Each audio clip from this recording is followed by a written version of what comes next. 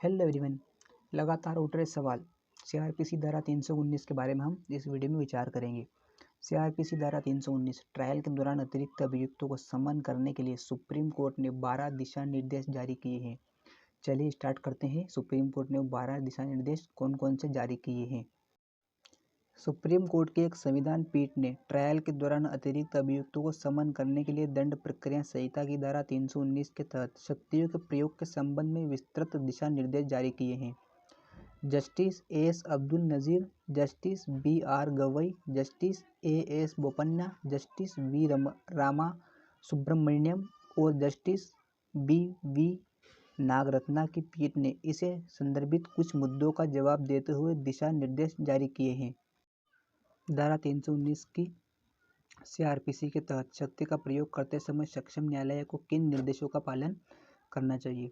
अब स्टार्ट होते वो निर्देश कौन कौन से हैं। पहला है, यदि सक्षम न्यायालय को सबूत मिलते हैं या यदि बरी या सजा पर आदेश पारित करने से पहले ट्रायल में किसी भी स्तर पर रिकॉर्ड किए गए साक्ष्य के आधार पर अपराध करने में किसी अन्य व्यक्ति की संलिप्तता के संबंध में सीआरपीसी की धारा 319 के तहत आवेदन दायर किया जाता है तो यह उस स्तर पर ट्रायल को रोक देगा। दूसरे नंबर का है, इसके बाद न्यायालय पहले अतिरिक्त अभियुक्त को समन करने और उस पर आदेश पारित करने की आवश्यकता या अन्यथा का निर्णय करेगा।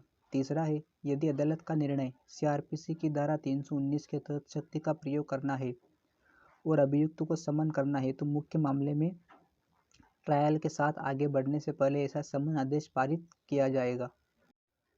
नंबर 4, यदि अतिरिक्त अभियुक्त का समन आदेश पारित किया जाता है तो उस चरण के आधार पर जिस पर इसे पारित किया जाता है न्यायालय इस तथ्य पर भी विचार करेगा कि क्या ऐसे समन किए गए अभियुक्त को अन्य अभियुक्तों के साथ या अलग से ट्रायल चलाया जाना है। नंबर 5, यदि निर्णय संयुक्त ट्रायल के लिए है तो समन किए गए अभियुक्त की उपस्थिति सुनिश्चित करने के बाद ही नया ट्रायल प्रारंभ किया जाएगा। नंबर 6, यदि निर्णय यह है कि समन किए गए अभियुक्तों पर अलग से ट्रायल चलाया जा सकता है तो ऐसा आदेश दिए जाने पर न्यायालय के लिए उन अभियुक्तों के खिलाफ ट्रायल को जारी रखने और समाप्त करने में कोई बाधा नहीं होगी जिनके साथ कार्यवाही की जा रही थी। नंबर 7, यदि उपरोक्त एक में रोकी गई कार्यवाही ऐसे मामले में है जहां ट्रायल चलाए गए अभियुक्तों को बरी किया जाना है और निर्णय यह है कि बुलाए गए अभियुक्तों पर अलग से नए सिरे से ट्रायल चलाया जा सकता है तो मुख्य मामले में बरी होने का निर्णय पारित करने में कोई बाधा नहीं होगी।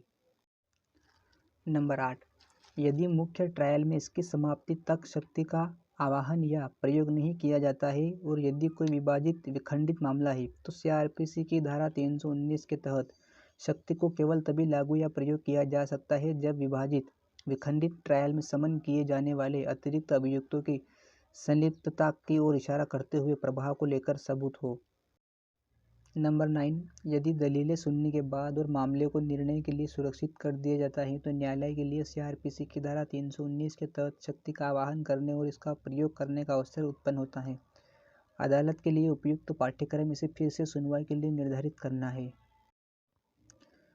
नंबर 10, पुनः सुनवाई के लिए इसे निर्धारित करने पर समन के बारे में निर्णय लेने के लिए उपरोक्त निर्धारित प्रक्रिया संयुक्त ट्रायल का आयोजन या अन्यथा तय किया जाएगा और तदनुसार आगे बढ़ेगा।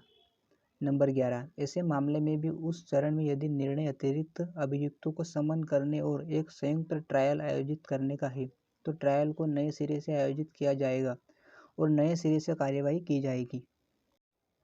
नंबर 12, यदि उस परिस्थिति में समन अभियुक्त के मामले में जैसा कि पहले संकेत दिया गया है एक अलग ट्रायल आयोजित करने का निर्णय है। ए, मुख्य मामले को दोष सिद्धि और सजा सुनाकर तय किया जाता है और फिर समन के लिए अभियुक्त के खिलाफ नए सिरे से कार्यवाही की जा सकती है।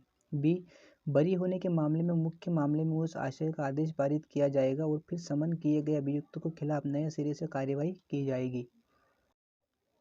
अदालत ने अपीलकर्ता की ओर से senior advocate PS Patwalia, senior advocate amicus curiae S Nagamuthu, याचिकाकर्ता के वकील पुनीत सिंह बिंद्रा, पंजाब राज्य के एडवोकेट जनरल विनोद घई और हस्तक्षेपकर्ता के लिए आशीष दीक्षित पेश हुए।